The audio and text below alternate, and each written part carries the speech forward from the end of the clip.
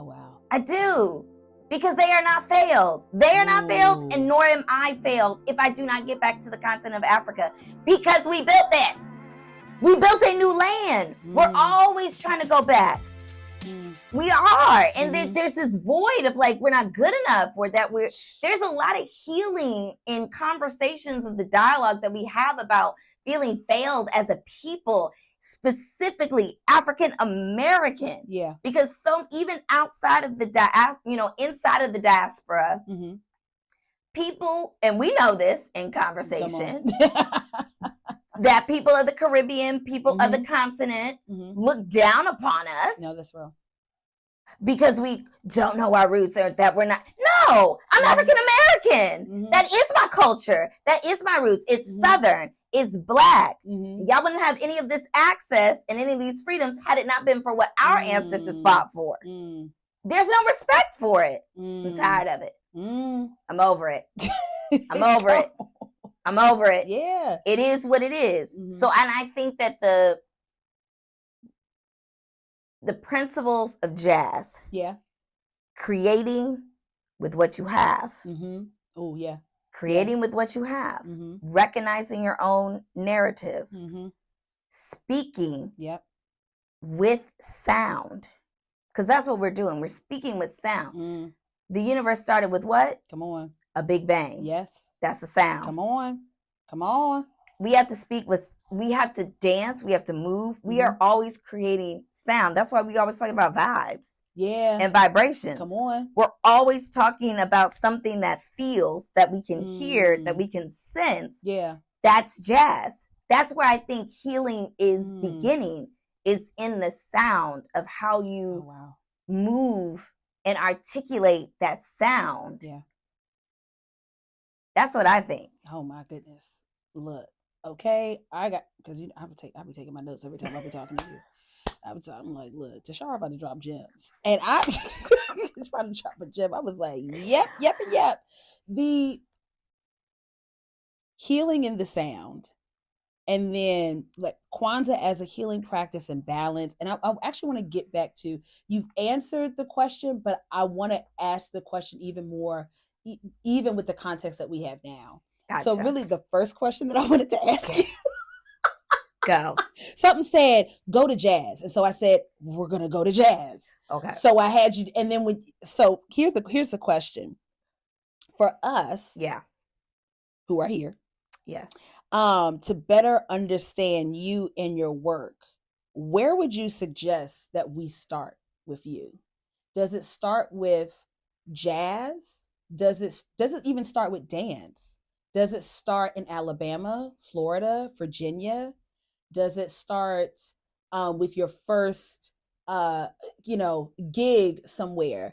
But just you, when it comes to this thought process, like where Tashara is now, or like, again, in your creative process, or just even in your humanness and how you're having to process life. If we had to say, all right, Tashara, for us to really get the ethos of who you are, where would you say we would begin? The spirit. Let's talk about that. It's the spirit. It's always going to be the spirit for me. That is the beginning. When you say spirit, because I've heard, I'm spiritual, but I'm not religious. Right. Or where folks, and for me, as I've been transitioning on this, I've been on a journey of actually departing for the past about 5 or 6 years now, departing from the idea of religion and better understanding what it means to connect to spirit. Right. The spirit, Holy Spirit, God, whatever you want to call this thing, this vibe, this feeling, this sensation that we have, that intuition, third eye, whatever. Right. You're right. So when you talk about spirit, how do you identify that? I identify it as the thing that I cannot see, but it is felt. And when I am talking to students and dancers, I am asking them to connect with their force, what is their motivation in life? Because not everyone is going to define spirit or have the same spiritual practices that I have. But I do believe that we all have something in us that we feel that is weighted and that is powerful. Yeah. And is energetic. And people, I ask, you know, depending on how willing they are, for them to connect to that. That could be emotions. That could be, you know, the feeling of gratitude could be spirit for some people, the spirit of happiness, or the, you know, the spirit of compassion. But whatever that overarching energy or force field that you connect with, most people say love. Then I'm like, then that's what you need to connect to. And that is where I begin my dance practice or any art, my life from. Otherwise it doesn't go quite well. So come on. That's where I'm asking myself to meet me, and where I ask others to meet me in their work. I'm like, it's what I think we have an incredible job of trying to do, what we attempt to do as dance artists, is create the physicality of what is not seen. And which I think is an awesome, brilliant task for us to take part of. But how can we describe things with our bodies that are usually only felt and can't put to words? I think it is interesting when I dibble dabble in the linguistic side of, you know, our humanness, of what language means, how words began, and the history around our ancient ancestors coming up with verbal cues to describe X, Y, and Z. And our ancient ancestors were moving before they were speaking. You know, so the signs of our bodies, the movement of our bodies, it all has meaning.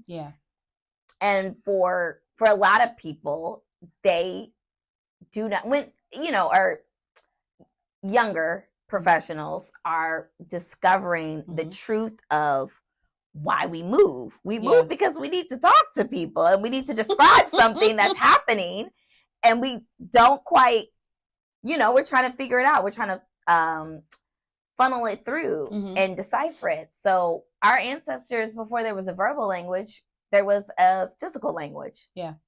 So all movement has meaning.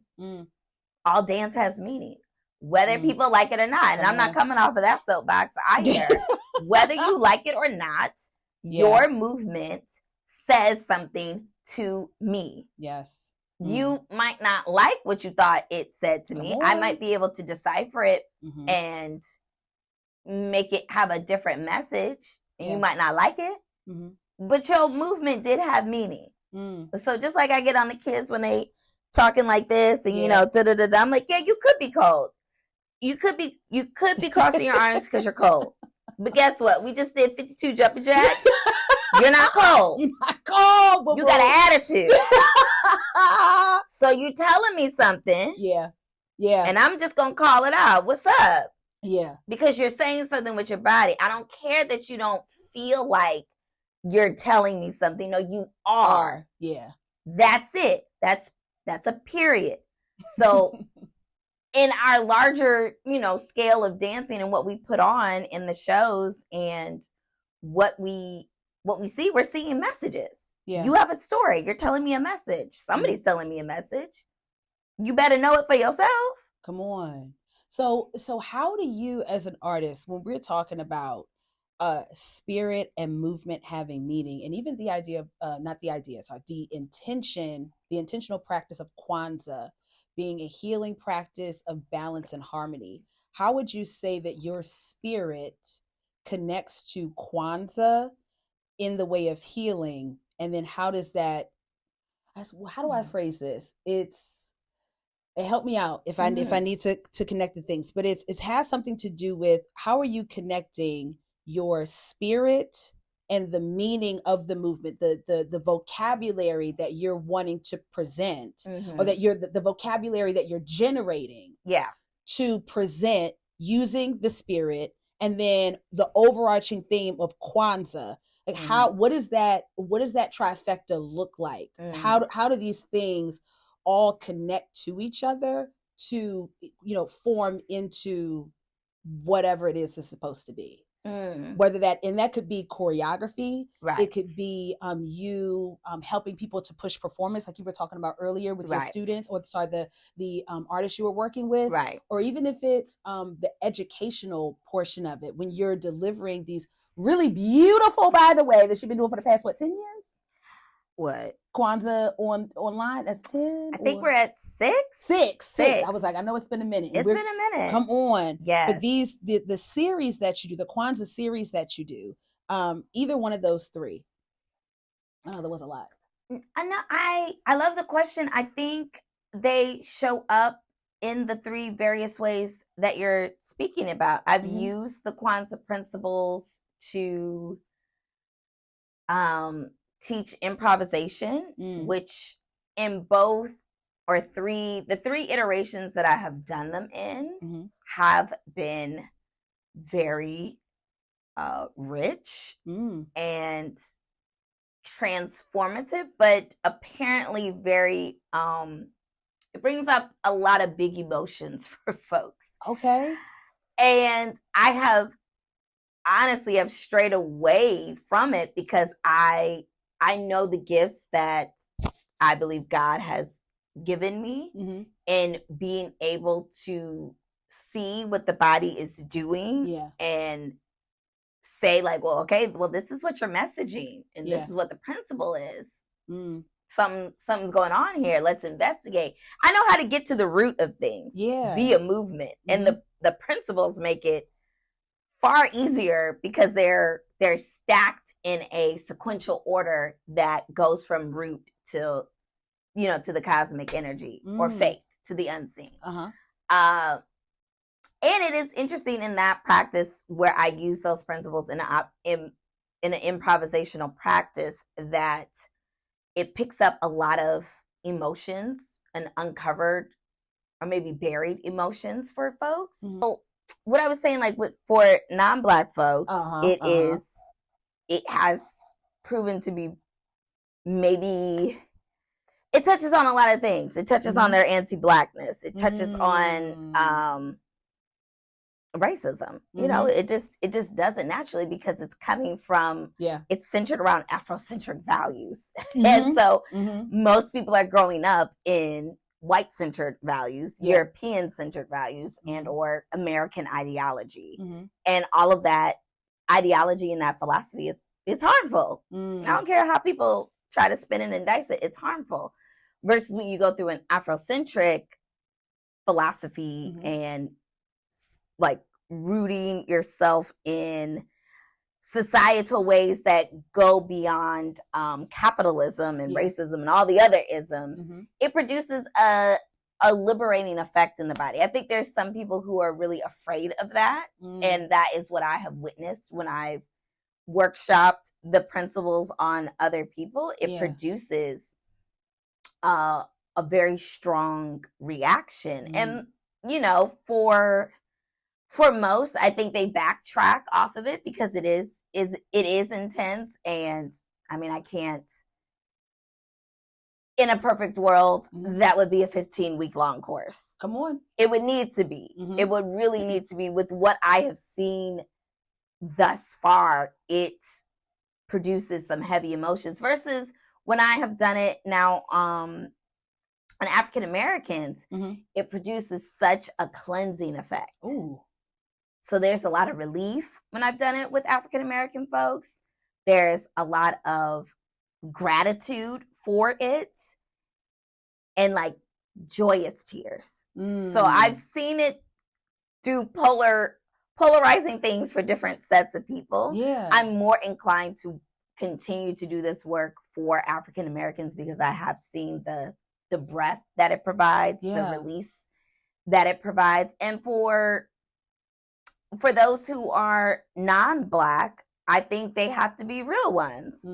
They have to be real ones in wanting to do anti-racist work, because it's going to challenge the principles at their core, challenge you to put the mirror to your face and really ask yourself, who are you really living for? You or everyone else? Because the capitalism in our society drives you to do things as an end selfishly. Yeah. And an Afrocentric based philosophy does not. Your purpose is in relationship to what does your community need? Yeah. What do others need? Yep. Not just you.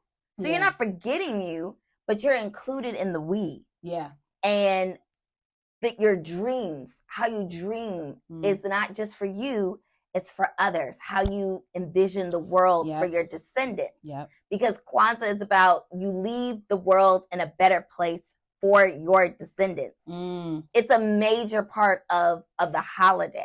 Yeah. The holiday is centered around these values that are across humanity. And that's the misconception that people have about Kwanzaa, that it's only to buy Black.